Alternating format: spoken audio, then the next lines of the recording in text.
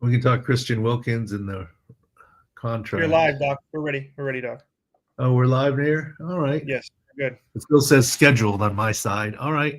So you're a little delayed. Okay, I'll keep that. I got you. Are we ready to go, or should I log Yeah, you're out? ready. Yeah, I'll just cut this out. You can. Because it says scheduled up in the top corner to me. Mine's we're 42 seconds in, Doc. We're live. We're on everywhere. Sounds good. All right. Sorry about the technical difficulties. Still in summer vacation mode here. Welcome to the Pro Football Doc Sports Injury Central podcast. Lots to talk about this week. We kind of skipped last week. My fault. Vacation, Cooperstown, the kids, etc. Then to Boston, Fenway, etc. But a lot to talk about. You got a lot to talk about. You got a time bomb ticking in your household, Taylor. Yeah, we're probably not the right to discuss it. Yeah, when I heard it, yeah. Well, it's the baby's coming soon, Doc. I don't know when, but I mean, they're saying days. So I'm expecting any time. I don't mean that in a negative way at all. No. The go bags packed by the door. The diaper bags packed.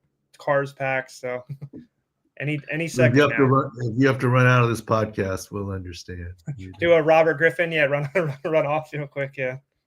All good. Yes. All right, lots to talk about this week. Still some summer travels for me. Cooperstown, it was a lot of fun. All-Star Village, they won the monster bracket. They won, right? Yeah, that's awesome. Yeah, but it was the bronze bracket, okay. But it's still fun. I mean, the rings will look gold in another day. I mean, as they look back, you hit a home run. Yes. And then this week's a big week. It's Hall of Fame week. Antonio Gates is getting inducted. I'll be heading out there. And I don't know. I haven't decided whether I will shoot some video out there or not, or what's that. I don't want to bug the guys. I don't know. We'll have to figure that out. And I'll still won't be back for next week's podcast, but we'll figure it out. But a lot to talk about. Phillip Rivers retired. A lot to talk about. Does he belong in the Hall of Fame? That might be that's a big podcast. I think I've argued with you about that before. I think remember we brought up Eli Manning versus Rivers, and that was a big thing. I remember, yeah. I hope he does, but let's go. Let's talk about Antonio Gates a little bit. Give him a little tribute and shout out here. Hall of Fame career. Obviously, honestly, he should have been first ballot, but okay, whatever. Yes. In is in. But I've been giving Gatesy some grief that this is the Antonio Gates show. First of all, okay, Eric Allen, another San Diego guy, is getting inducted, but there's only 4 this year. Usually there's a lot more, and Gates is far and away the headliner. I've been giving him grief that, usually the 2 teams that play in the Hall of Fame game have someone being inducted. This year, it's the Chargers versus the Lions. The Lions have no one being inducted. But Gates is from Detroit, so I call it the Antonio Gates game. I mean, there's only 4 being inducted, and the Hall of Fame game itself is Chargers versus Lions. I won't make it in until Friday. I'm not going to the preseason game. But it's the Antonio Gates Hall of Fame game. Is this the first time you've gone to a Hall of Fame induction game, or Well, I'm not going to the game. I went a little bit to the game the first year there. This will be my 3rd time there. I went for the Junior Seau Hall of Fame, which is very sad because he had passed before that. And in my heart of hearts, I've seen him enough in his element. He would have owned the room with the Hall of Famers, and not trying to make this sad, but I think it would have been a highlight, not just getting the Hall of Fame, but running with the boys in the way that they do. It would have been special.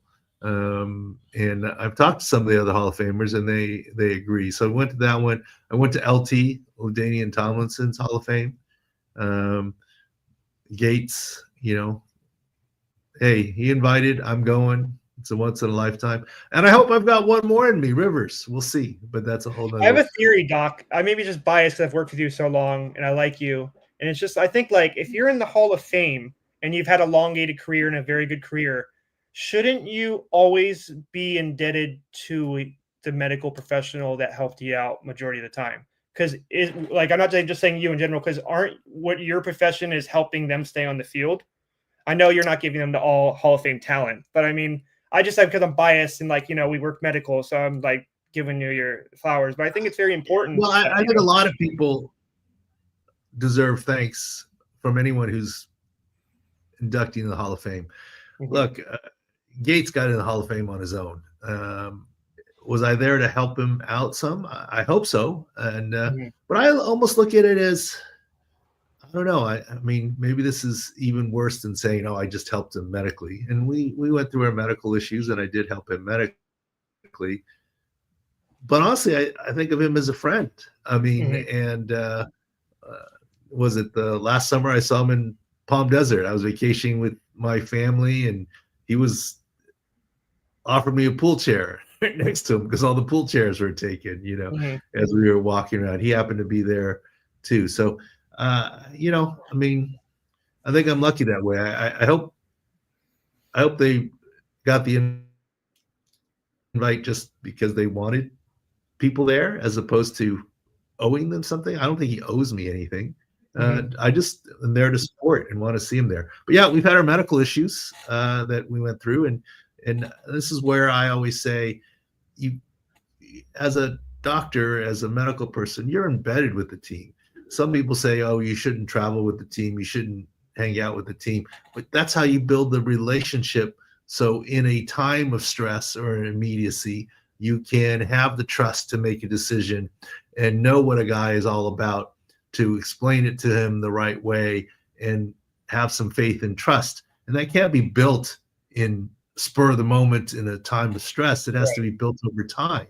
And maybe that's where, like I said, I was different a little bit. And then I honestly thought a lot of these guys as my friends. I was young back then, and I felt like more of a peer group, although he was younger than me, for sure. Well, I'll tell you my favorite little Gates story. Yeah. Free agent, undrafted, right? And comes in, didn't really play football. Yet he's one of these, and he kind of started the trend, was on the early end of the trend, basketball player, Kent State, converting. So he comes in as a rookie free agent, and we always have fun. And his first year, he made the squad. He was getting suited, but he wasn't doing a whole lot. And I remember it was a home game, and the national anthem was being sung. This, little girl, I call her girl, she was 19, 20, I don't know, long blonde hair, over the name tag in the back. She was wearing a Charger jersey, number 85. Mm-hmm. Beautiful rendition of the national anthem. And everyone's looking at her and whatever. And she had 85 on. And I tapped Gates on the sideline. "Hey, buddy, check out the national anthem singer."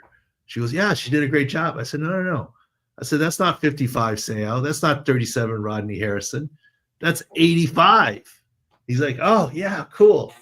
And I walked away, and my good friend Vaughn Parker, right tackle at the time, I went up to Vaughn and said what I did, and I said, should I tell him that was Tim Dwight's number last year, number 85? And if he took away her hair, it would have been Tim Dwight.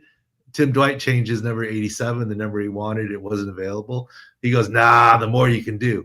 And this is true. That was his first game ever, double-digit catches and over 100 yards. So you juiced him up before, yeah. You gave me a good story, yeah. Probably tremendous coincidence, but yes. But Vaughn Parker, I remember him saying to me, "Yeah, don't tell him. The more you can do, it's all good." Right, and we had a good laugh about it. But yeah, it was definitely Tim Dwight's jersey from last year. They weren't making Antonio Gates jerseys back then. Right. No one drafted yet, yeah. But that's my but Gates is awesome. Gates is awesome. So speak on, I guess, you have the big Phillip Rivers one, just to jump to him. He just recently retired as a Charger. Tell me, we talked about it before, but I guess your big story is you're hiding the ACL tear, right? In the playoffs. Tell me that story, I guess, a little bit, and tell me other stories you have about Philip as well. Well, I don't want to repeat, but I'll give you my top 3 stories about Philip Rivers. And I think it tells you more about the man than anything. And the on-field stuff, yes, I think he deserves to be in the Hall of Fame. I'm obviously biased. So if you look at the first story, number 3 story, I'll say, it has to do with that ACL tear. It was the quietest I've ever heard the RCA Dome. We played in the last game of the RCA Dome in the playoffs. We closed the building down. If you look at my Twitter profile, X profile page, the header picture, look at the roof. You'll see and recognize the RCA Dome. It's Philip and I walking off after he tore his ACL. And you know how I always say, we know, the team knows. Walking off the field, I already told them, this is likely what you have. He goes, well, let's see if I can stay in this game. I'm like, I don't think you're going to be able to, but let's go see what we can do. We're walking off the field. And by the way, shout out to Billy Volek, actually a neighbor of mine now. He walked the game off. He won the game even when Philip couldn't return. He's walking off there, and Philip and I are walking off together. And if you remember, he got a lot of grief that day and the next day because he was jawing at fans. Yes. Yep. And as a matter of fact, what he was saying to the fans were saying, "You suck, F you," whatever. Okay. And all he was doing very forcefully, he's known to jaw, is, "Don't you worry, I'll be back." But he did it in such a forceful, angry way that it looked like he was cussing back to the spectators. And he got a lot of grief, I think, on national TV for having done that in the next day or two, until it came out that he tore his ACL. As a matter of fact, John Lynch asked me once, "What's Philip like?" San Diego guy, John Lynch. He goes, "I didn't like him because the way he jawed." And yes, John Lynch played in Denver, and when Philip Rivers was around, we were division rivals. He goes, "But a lot of respect that he played through the torn ACL." I said, "Yeah," and we talked about it in that whole story. Anyways, so yeah, all he was saying was, "Don't you worry, I'll be back." And then the other footnote on that is, in the locker room, he was insisting on coming back into the game. We put him in a brace and the whole thing. I'm like, "I don't think you can do it, and you shouldn't do it." And to prove it to him, I literally had the assistant athletic trainer who came to the locker room with me pretend he was center and have Philip try and take a snap under center, and he couldn't get into a crouch to do so. Now, of course, our assistant athletic trainer at the time, David Mitchell, is a lot smaller than Nick Hardwick, but still, the point was made. He couldn't get into a crouch to take a snap, and that's what convinced him that he couldn't return to the game. But that's when he immediately switched his focus to, "I'm playing the next day or the next week," right? And we've told that story before. So I'll leave that out of my top 3. Our second story I'll tell, but number 2 story, before we get to number 1, is Philip Rivers. He's well known for not swearing, and he won't swear. The one time I think Philip actually got mad at me, he's an easygoing guy. It was a TV game, and yes, he almost always got an IV at halftime because he cramped on his forearm one time, and we got an IV in. And he's like, "Look, can we just always do an IV so I don't have a forearm cramp gripping the ball?" Maybe it has to do with his throwing motion, his hitch. So we pretty much always did a halftime IV. We come out of halftime, and we have it assigned out. I'm actually not doing the IV. I've got other doctors and helpers there. And because, I'm sometimes tending to other things. He comes back out, and the wrap gets a little undone, and he's bleeding a little bit from his IV site. And but he's not coming out of the drive, and he looks the sideline, and this is what is disputed. He taps on his arm and points to it and says, "This fill in the blank happens all the time."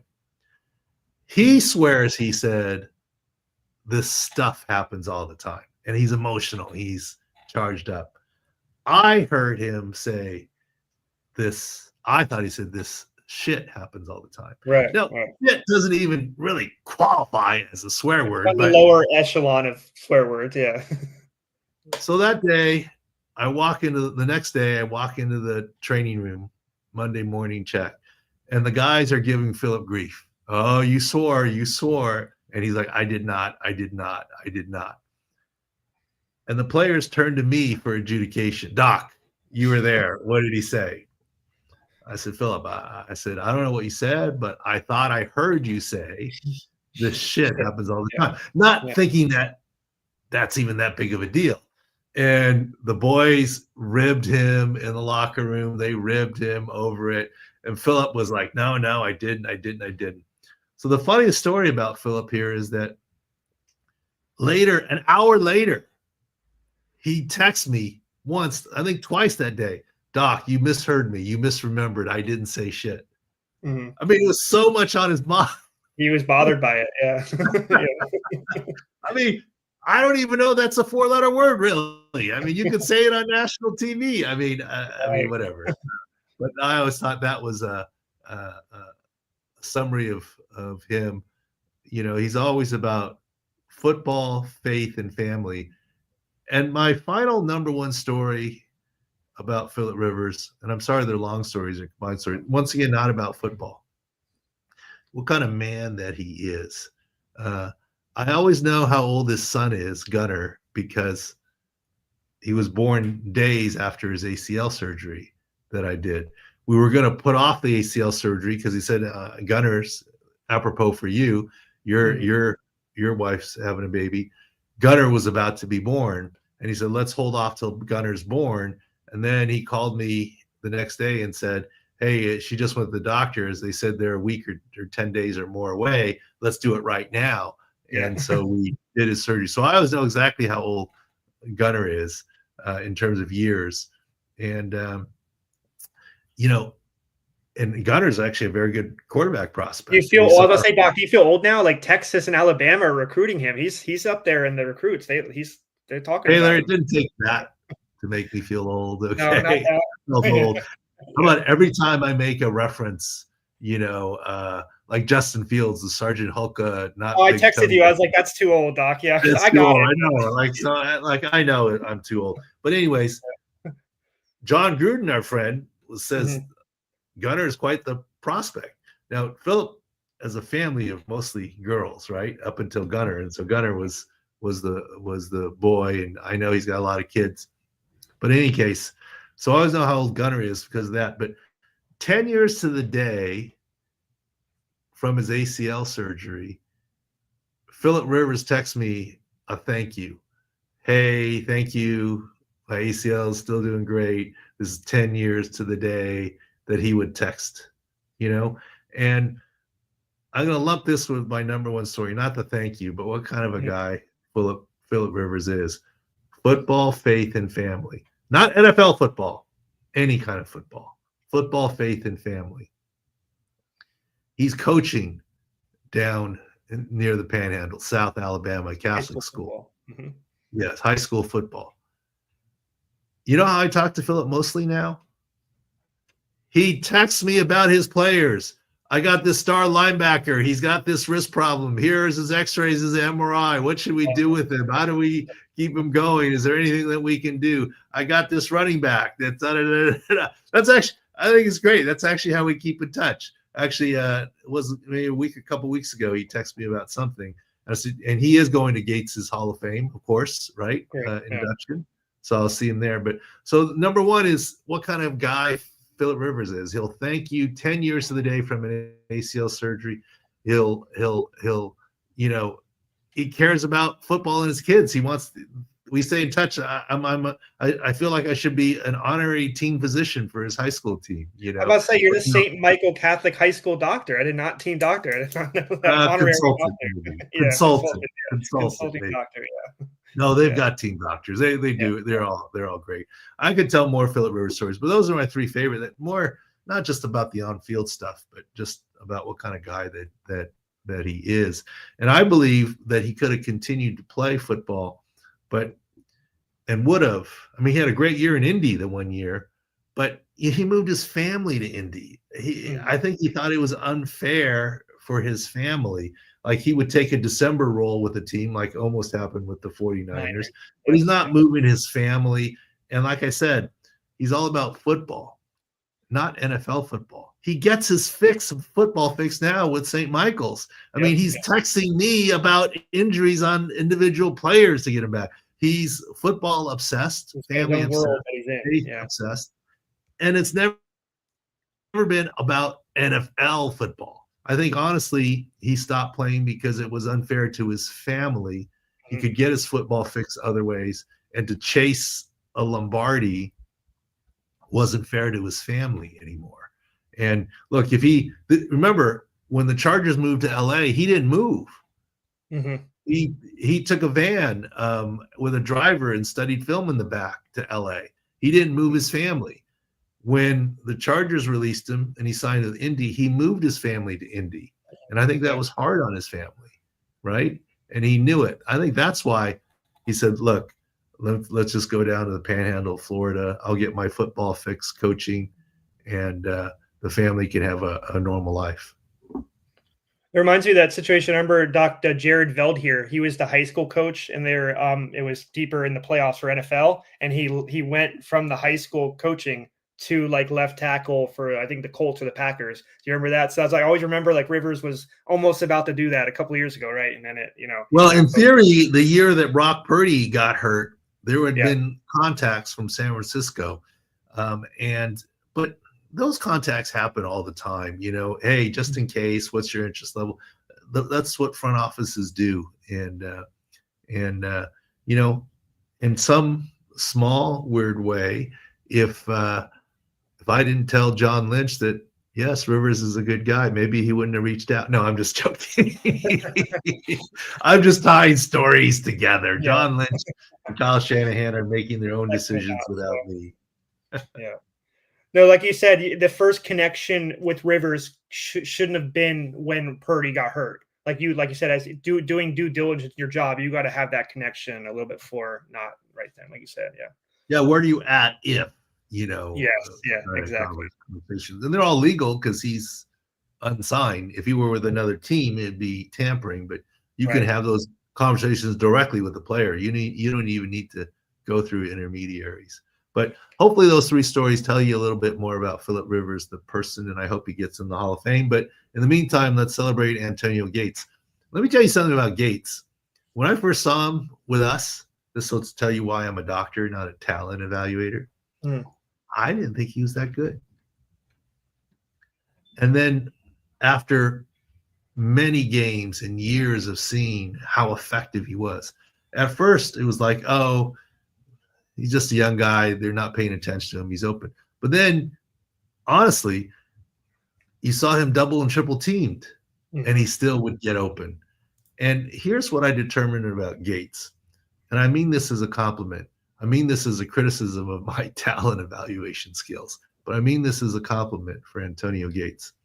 If you watch his style of play, he is very, very – no one thinks of Antonio Gates as a speedster, but he is very, very quick in and out of cuts. Maybe that has to do with basketball, and he's very, very good positioning his body. It's not about catching a ball here. It's about positioning yourself to catch the perfectly thrown ball out here to keep the defender away, right? And that's a little bit basketball, right? Basketball too, right? Yes, exactly. Yeah. Blocking out.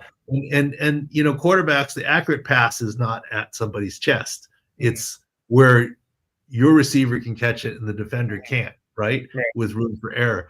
And some of that is positioning the body, like slowing down if the pass is thrown here to allow it to be caught out in front of you, right?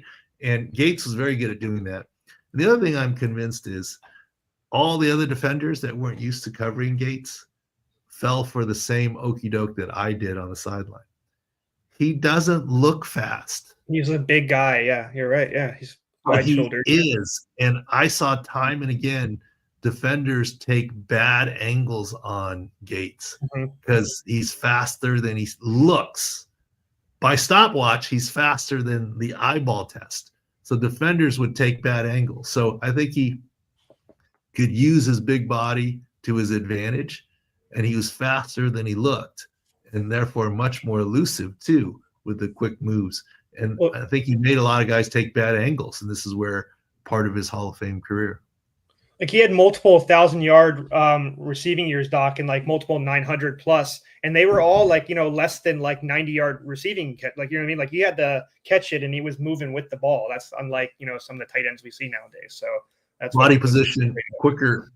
But like I said, just watching him play, I was like, at first, until I saw it again and again, I was like, oh, okay, he's good. But if you double him, he's going to be nothing. But no, he proved me wrong. So do you think that's what everybody saw because he was undrafted? Do you think everybody saw that and then it took a while to see? Well, he's undrafted because he didn't play football in college. Right. You didn't even see, you didn't have no visual of it. So he was going to be undrafted. But I think he used his athleticism, his basketball skill, and he's way quicker than you think, way faster than he looks. Mm-hmm. And he's example A of why sports specialization isn't necessarily the right way to go if you're an athlete is an athlete and you can make it work. All right, Doc. Yeah, I'm going to have to convince you to go live because I'm sure all these people that are watching the podcast are going to want to see you with Gates at the Hall of Fame. So somehow I can convince you to go Twitter live and at least say hi to him real quick and then go on your merry way. Say hi to everybody. What I might do is I might ask him if he can just like I asked Belichick, can you confirm or deny that Dave Ben, Pam Anderson story, right? Yeah. I'm going to say, I've told the story before about this, national anthem singer. Do you remember that? Or he, who knows? Maybe he'll say, I don't remember that at all. You're full of shit, Chow. Maybe, see, I just swore. Sorry, Philip. See, I just swore. No, I mean, maybe he'll say he doesn't remember it, but I think that'd be funny if he did. Confirms, and we'll have at least 4 to 5 podcast guests all confirm the same story. So that'll be perfect. Yeah.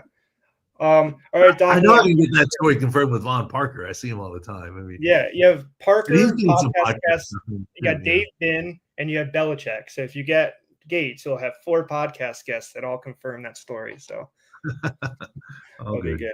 All right, Doc, just everybody's waiting for us. So we talked about, we're in the midst of training camp right now. A lot of like stimuli, info, videos, tidbits. I do want to shout out really quick one of the podcast guests we had before, Coach Speak Index. He's really helpful with this training camp stuff too. So we there's a lot of injuries. We use that stuff. He's using a lot of the Coach Speak that we interpret. So we're all working together trying to figure out all this. I like that guy. I'm glad we had him on. The one thing that he said is that his stuff is really more related to Coach Speak of this guy is going to be my third down back, or this guy's role. Like that's where he concentrates on. He admitted he didn't concentrate on the Coach Speak Index so much in terms of veracity of discussing injuries. And he made a fair point because he goes, he doesn't really know how to judge that, in terms of an injury because that's not his world. But I do like what he does. And I'm glad we're working with him a little bit. Now, I said something Twitter that some people made a bigger deal about. Look, there isn't a team out there that will escape injury to one of their 53 players this training camp. Every team will get one, at least one. The question is it to the 53rd player or a top 3 player? Is it to a key starter or a special teams player? And is it season ending or season affecting? Every team is going to get at least one season affecting injury to a guy that was going to make the 53. Half the teams will end up with a season ending injury to a projected starter. So the goal is avoid that. Yeah. Well, Justin Fields, avoid that. Right. Yes, yeah. Yeah, just today we saw David Walker. He's a rookie linebacker. He tore his ACL. You had a giant special teamer tear his Achilles, I believe, and you had Starling Thomas, CB from Arizona, ACL out for the season. So, like you said, you're going to start adding those up, and multiple players are going to have those season endings for teams that are going to start during training camp. The key is it's going to happen. Try and avoid the season-ending injury. and try avoid being it being a key starter or a starter. Yeah. But every team will have it in training camp. And why? Yeah. So why don't you take it easy? Well, there's no substitute for football and football-like training. So you can do all the individual work you want on your own, but you have to get into football to be able to make it through the season. And unfortunately, then injuries happen as you start to go full speed. And like the ACLs and Achilles, as we talked about, they're typically non-contact injuries. Most of these practices are non or minimal contact. Mm-hmm. All right, I have a couple updates for you to talk about, Doc. One we are seeing all over Twitter right now is the Christian Wilkins saga with his foot injury. I've seen reports what McAfee said.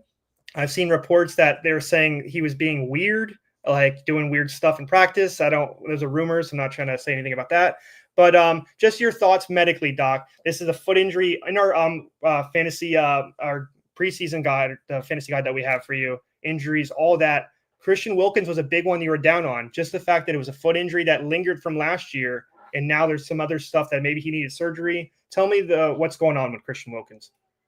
Well, I don't have X-rays. I don't have CT scans. I don't have MRIs. But reading the coach speak and player speak and the media speak that's out there, anytime you have the same injury, no matter what body part, leak from one season to the next, it's not good. And this is what's happened with him. In theory, it's a fifth metatarsal fracture, stress type Jones fracture. He's already had surgery on it before, I believe. And now there's talk that he was supposed to have, or was recommended to have, another surgery. He may have chosen to rest it, or he didn't want to have the surgery. And whatever weirdness did or didn't happen, I don't know. But the bold move from the Raiders' perspective is to void his contract. He's got $35 million coming to him, and they voided it. I'm no attorney. I'm no expert on player contracts. But from a medical perspective, I think the Raiders lose this. Maybe the Raiders know they were going to lose this. Maybe this is a way for them to make him get the surgery and then get him back for the second half of the season. The Raiders are clearly unhappy. He seems to have decided not to have surgery. Apparently it was scheduled several times and then put off. And yes, surgery is probably the most reliable way of him returning, but here's the bottom line. You can't make a player have surgery, period, end of discussion. You can't do it. There are lots of times a player has a career-ending injury that cannot be fixed by surgery, and the team still owes them the guaranteed portion of the contract.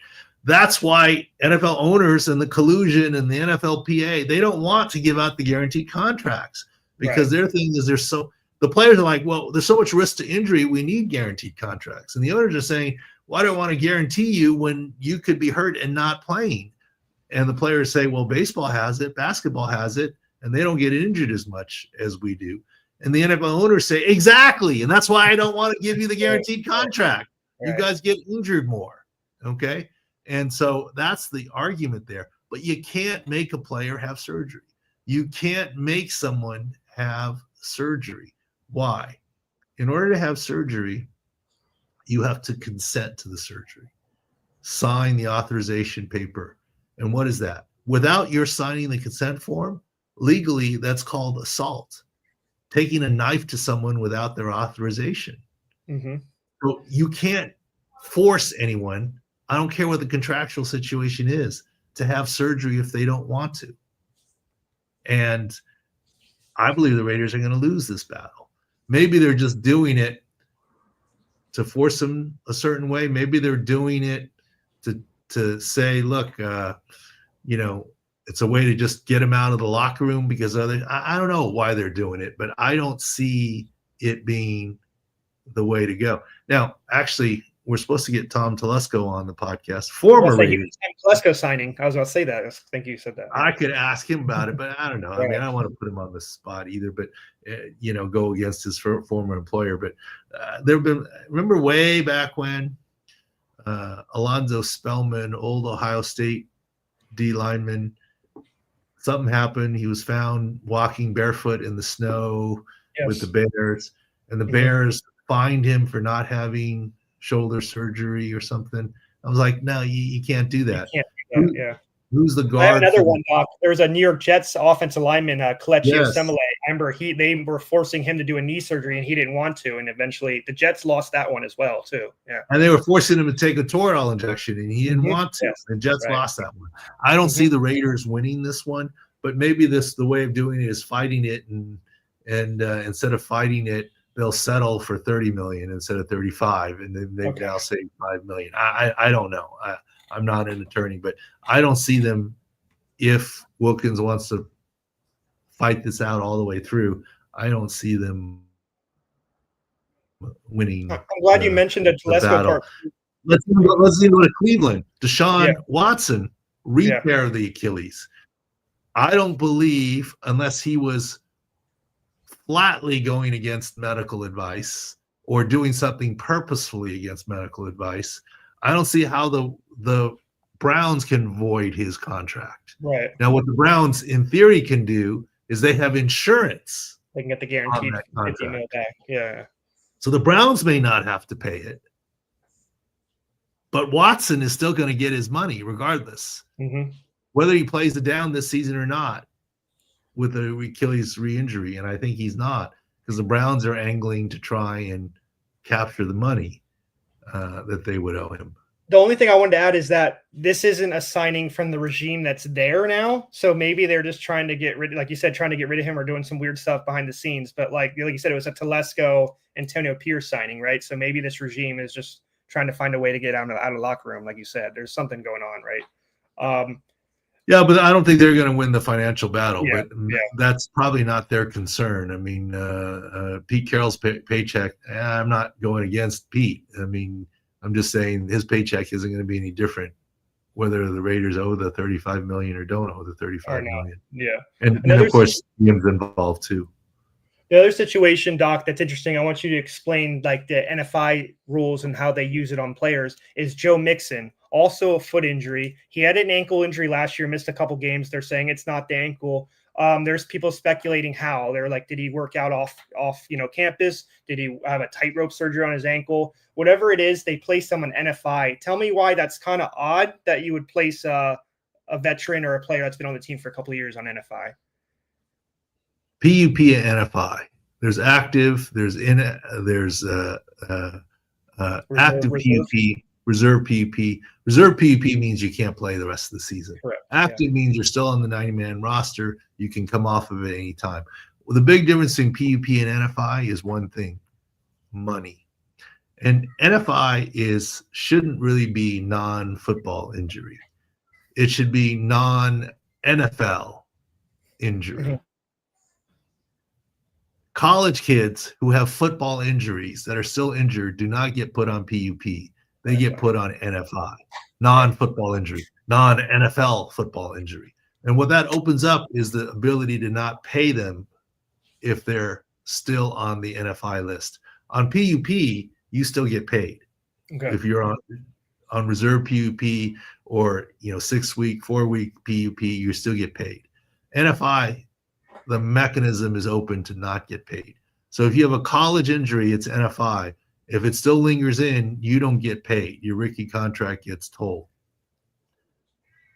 Most veteran players who get hurt working out on their own are not put on NFI. Imagine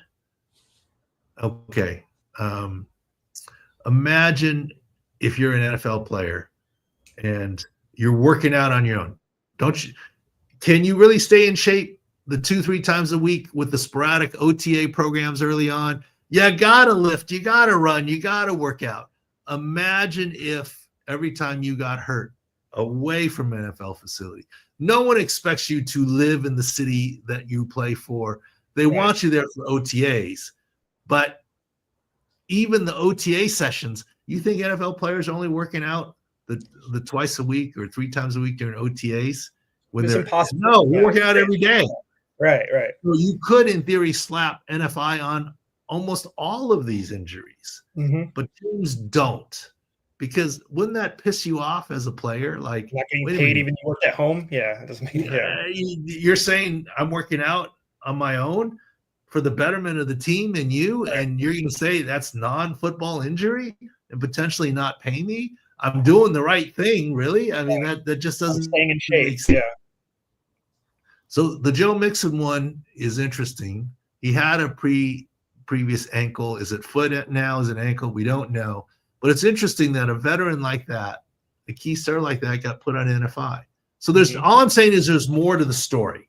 Right. Was it something not working out related to football? Was it, who knows, a jet skiing accident? Look, Najee Harris is non-football injury, right? I mean, yes, that's self-suspension. Yeah. Okay. I mean, if he were working out and a weight hit him in the eye, I don't think the Chargers put him on NFI. Okay. Right. It's called a freak accident and it's PUP. But with the fireworks, he's NFI. So I'm just saying there's more to the Joe Mixon story here.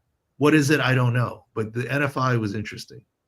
So logically, Doc, will jump right into Najee Harris because the GM spoke today. He has a quote. He says he's dealing with it and he's getting better. We're going to be cautious and precautious with it and let him get healthy. There's no rush. It's early. That's exactly the quote that was released today on Najee Harris. There was a video of him wearing like a hood and coverage a little bit on his face, walking around the facility. But that's the latest on him. Is that what the good news is there? The good news he's there. The good news is he's there. The bad news is the GM's telling you he's not healthy yet.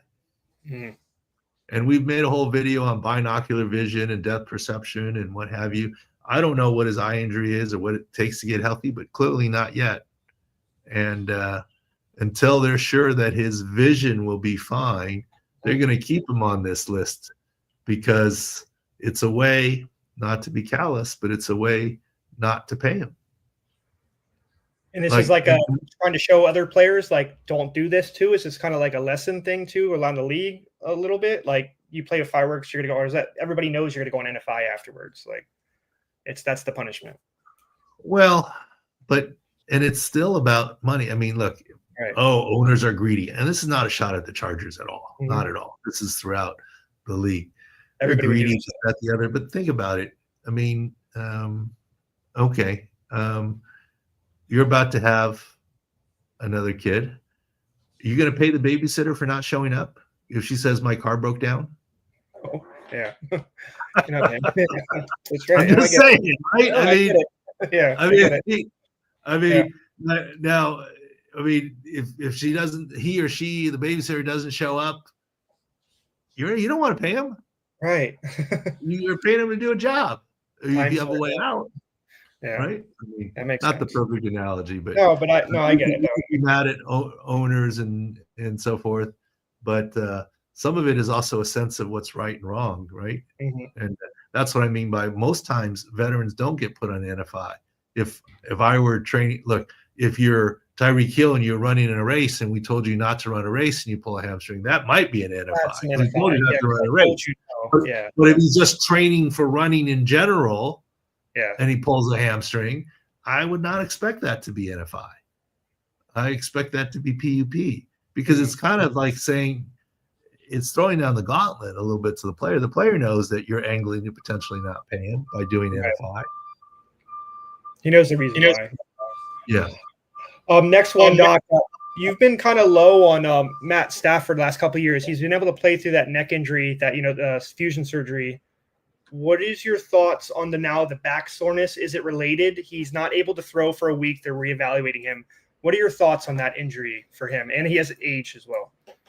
He had a neck issue that at one point was considered career threatening, and he's played through it. Now it's a separate back issue. This back next week has become week to week. Mm-hmm.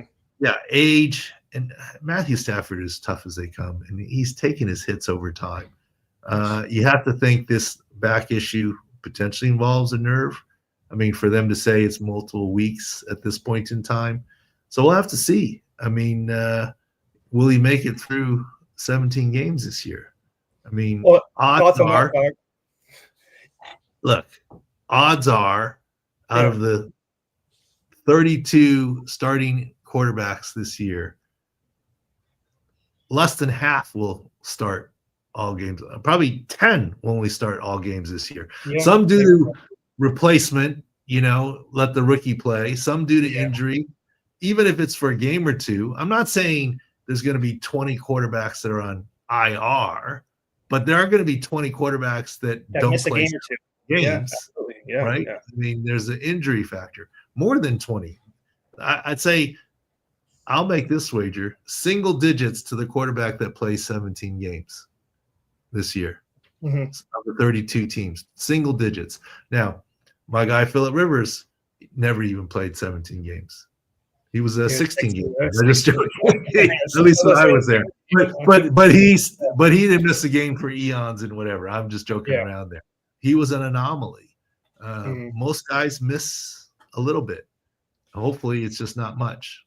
I don't know if you saw the videos that are coming. So the backup quarterback for the Rams this year is Jimmy Garoppolo. They have Devontae Adams now, and there's a clip of Devontae Adams. He got mad at Jimmy multiple times because he throws him hospital balls. So he's on the sideline like, I get effed up all the time. I'm tired. I'm done here. I'm tired of like him fist ball. And it's funny now because now he's his backup quarterback. So if Stafford misses time, it's Garoppolo to Devontae Adams. So I thought. That you mean from his Raiders time?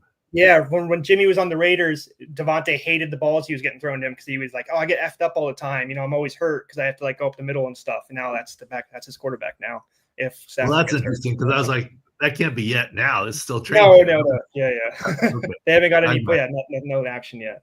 Yeah. All right, Doc. The next one I have on the list is Justin Jefferson. He had a hamstring injury on the other side. He missed the rest of the 2023 season. This is the left side. Tell me your thoughts on the hamstring injury and the time period of when it happened. Well, look, he's a speedster. He's a quick twitch burst player. He needs his hamstrings. I don't think this side has anything to do with the other side per se. The only good news about it, it happened so early in the season. Mm-hmm. Look, when players hold out and there's an acclimation period and they get hurt in the first week or two back, now that injury leaks in the season. Mm-hmm. When you report to training camp on time and you get the injury, you got that 6-week buffer, right? And so Justin Jefferson, you can argue that he needs some timing issues with his new quarterback, but really it's Justin Jefferson. He's one of the few that maybe doesn't. Get him ready for week 1 and throw him the ball. I mean, come on. I mean, they'll figure it out. So I don't think it's that big of a deal right now for Justin Jefferson. Of course, I'm sure he'd rather be on the field, and J.J. McCarthy would rather. But the only good news is it's so early. I don't think, I wouldn't take him off of your fantasy draft board. And I know as we get to the season, we'll talk a lot about our fantasy injury calculator. Yes. Where not only do we look at Justin Jefferson's health, we look at J.J. McCarthy's health. We look at the O-line health, especially the tackles and pass pro, and we look at the health of the cornerbacks and safety going against Jefferson on a week-to-week basis. Now, of course, we'll even have things where you have points for 1,000 on FanDuel or DraftKings for daily fantasy. But, look, if you have Justin Jefferson, you're starting, right? But if you have 2 middling running backs or 2 middling wide receivers, you want to look at the fantasy injury calculator, even if your running back has no injury issues. Mm-hmm. What about the health of his O-line? What about the health of the defense in front 7? And that's what the fantasy injury calculator will do for you. And I know we have the season injury preview up now, and it's available live. At the website live. It's a live document. We'll be updating it daily, and we'll have more Justin Fields updates. I want to talk about Justin Fields a little bit. Shout out to my guy. Yes, go on. Yeah. Shout out to my guy Nick Wright. He is so right. Carted off. Let's use the right words. Took a cart, carted off. Rode off and cart. Yeah. It's become a verb, right? Carted off. Mm-hmm. And what do I always say? Judge the injury, not the reaction to the injury. The choice to take a cart is a reaction to the injury.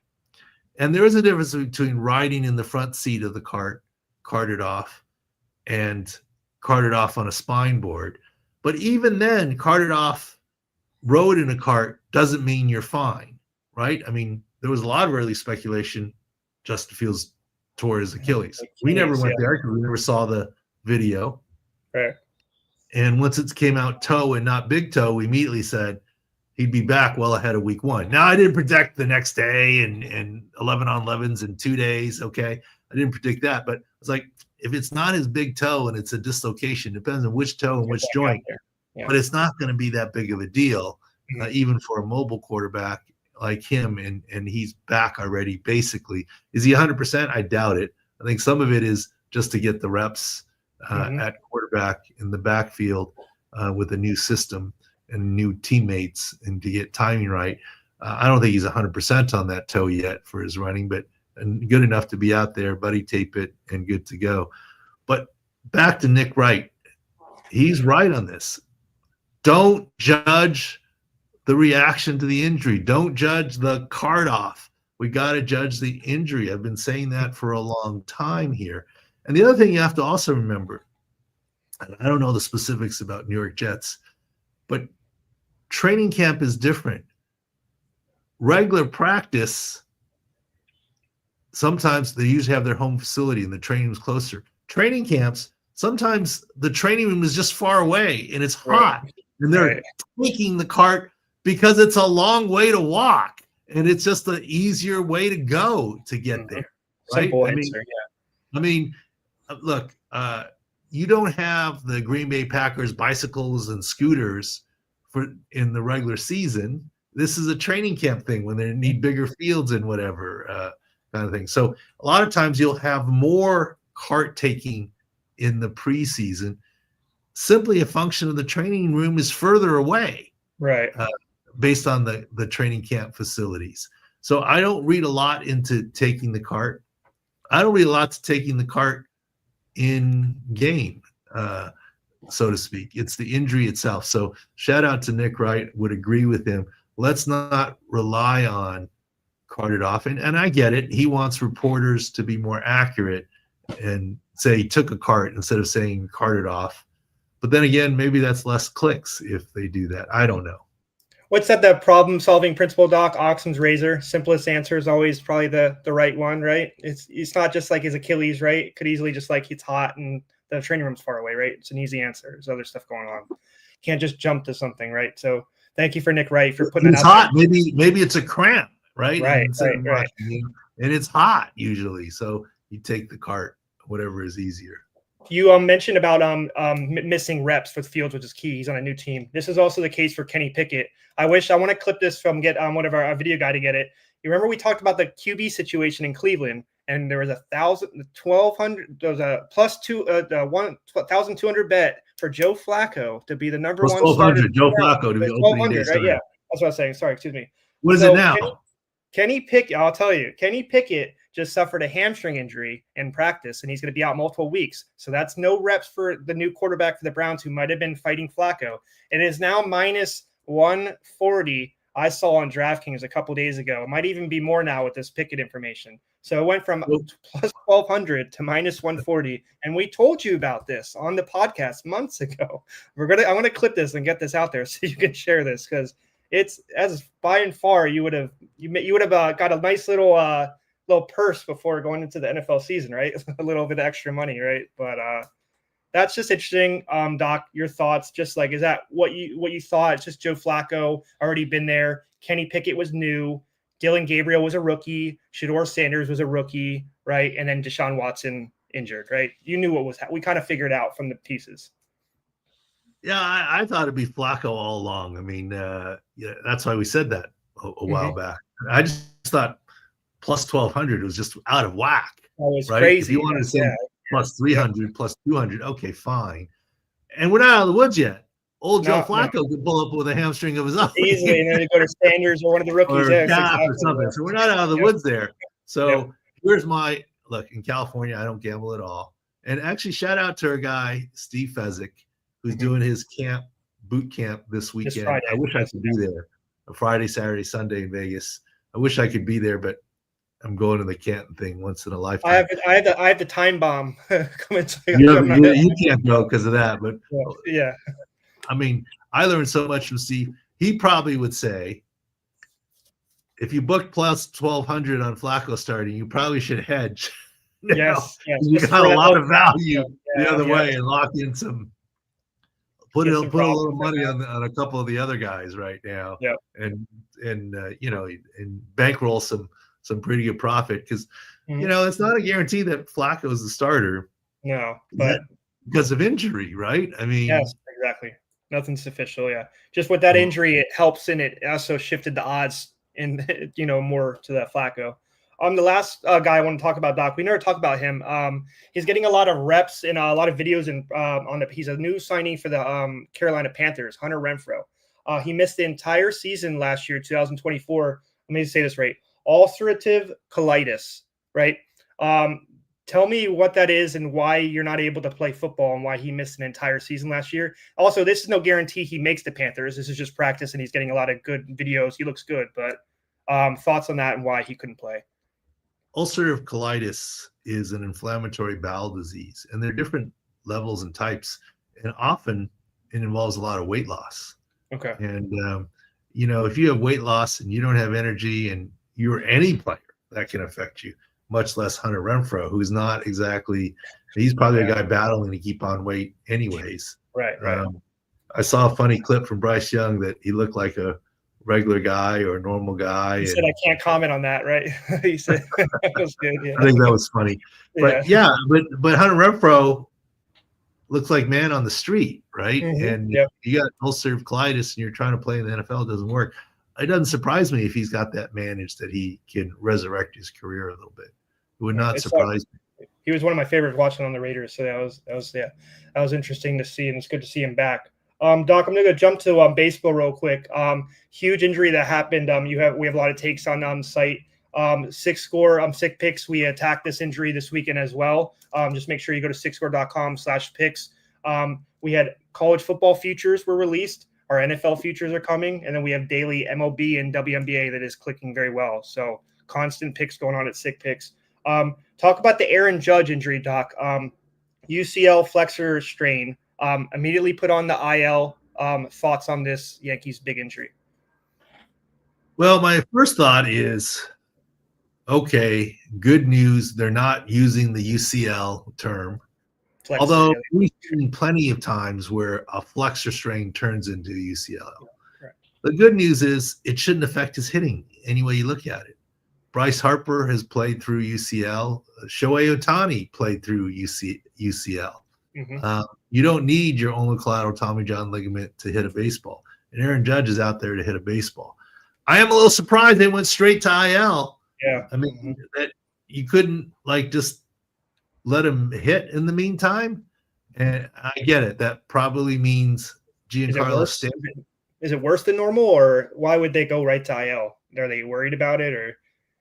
Maybe it's bad enough that he had problem gripping a bat. I mean, I can tell you pure ulnar collateral ligament injury doesn't affect hitting. And so they had to have a reason, but maybe they just say it's untenable to have Giancarlo Stanton play in the field and him DH. I don't know. Yeah. Do they really need the roster spot? I don't know. Is it worse than we think or they're announcing? But they did go straight to IL. And the good news is I don't think he needs an UCL ulnar collateral ligament to hit. But the fact that they put him on IL right from the get-go, I mean, is their roster bench that tight that even if he couldn't be an everyday player or every inning player in the field, you don't want his bat? Tough though, Doc. Stan's he might be. I wouldn't want him in right field. So I feel like they're going to leave Stanton at DH and then put a younger kid in right field. But why wouldn't you hit Aaron Judge at DH? That's the thing. Yeah, that makes sense. Yeah. Isn't Aaron Judge worthy of a pinch hit at bat and keep him on the active roster? So. Yeah. I mean, I don't know. I'm not managing the Yankees. I'm just saying that I'm not so much worried about the UCL, but I'm more worried about what it's signaling that the team put him on IL the way that they did. So they have a reason. We just don't know it. Right. And he was minus 200 to win the MVP, and it dropped all the way to minus 115. So now he's even odds with Cal Raleigh, the catcher for the Mariners, who has 41 or 42 home runs. So there is a lot of odds that are a lot of stuff that's switching and dropping because of the injury. So like people said, people are worried. Well, let me tell you something right now. I mean, I would short Aaron Judge. Yeah. Even if it's even, because it's going to slowly go to Raleigh probably to more Judge misses, right? So you might as well hit it now before, The fact that they put him on 15 so quick indicates to me they didn't look 10 day. But 10. But regardless, if they thought he could be back sooner, they could wait. Yes. Yeah. Retroactively put him on 10. They put him on 10 immediately. You're right. It's 10, not 15 for position players. 15 pitchers. Yeah. So, I mean, missing 10 games, it probably leaks beyond 10 games. And then that starts to affect his MVP odds. Mm-hmm. And there's their division odds. There's there's so many different stuff. Like even this week they were playing the Phillies, and we gave out Phillies money line when there was no Judge, and we got that. So our sick picks, like you saw, like we see an injury, baseball, whatever, we try to attack it through our stuff. Doc, just real quick, I want to mention that you said the Pro Football Doc 2025 injury guide is live. It's been sent out already. You go on the website, sign up, and you get the guide. Very what do we have here, Doc? We don't have as many pages as Warren Sharp, the 500 plus, but we do have 250 plus players, and it's growing, like you said, because it's a live document. And it's a live document. It will be updated whenever there's a new injury and what it means for the team, etc. So I'm looking forward to hopefully Warren sends me the book again. I don't know. I have been reading it. So, okay, cool. Yeah, I bought it. Yeah, I needed to for our research. It's very helpful. You need to get started on the 500 pages. Yes, I did. Yeah. I'm like a person. I'm old school, Doc. I like to. I have a question here, Doc, real quick before we leave. YouTube. So Nabers, you've been kind of pessimistic on that toe injury he had. He's back at training camp. He's making a lot of big plays too. Russell Wilson's been throwing a lot of deep passes. It looks good. Question here though, it's a good question because it's like more forward thinking. So if they're having a bad season and he has that toe injury, they said they're going to manage it all year long. If it's to a certain point, as a fantasy player, should I be worried about him being benched later in the year and not having him as a fantasy player? Or do you expect Nabers to play out the whole season regardless if they lose or win? Or the reason why I'm worried about Nabers somewhat. I'm not saying he won't play. Right. But what did we start this podcast off with talking about related to Wilkins and others? When an injury leaks from 1 year into the next. Right.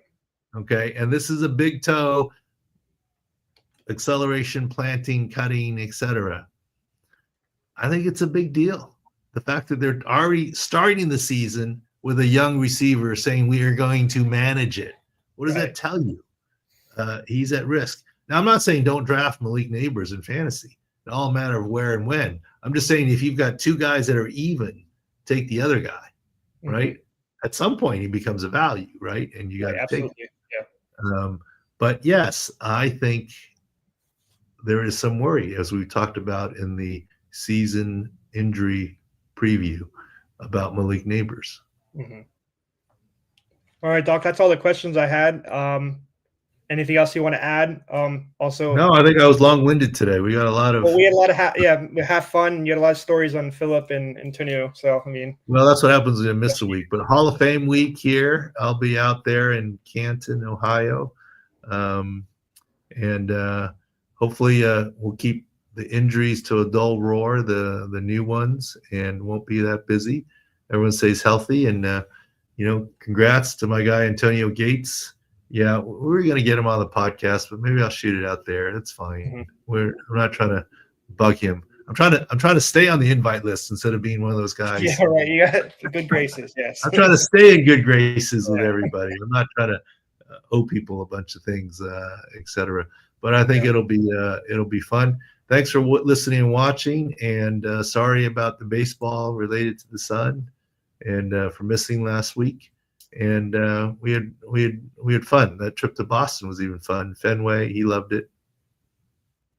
You were there for our sick pick as well, Boston Red Sox. That was good. You were helpful. Boots on the ground. There you go. Yes. Yeah, all good. All right. Thanks for listening, watching. Go get the season injury preview at Sports Injury Central. And, I'm amazed at all the picks that you all do, even related to the WNBA. I mean, you're like on it. All right. Thanks for listening, watching. Appreciate you. And hopefully we'll see you next week from Canton.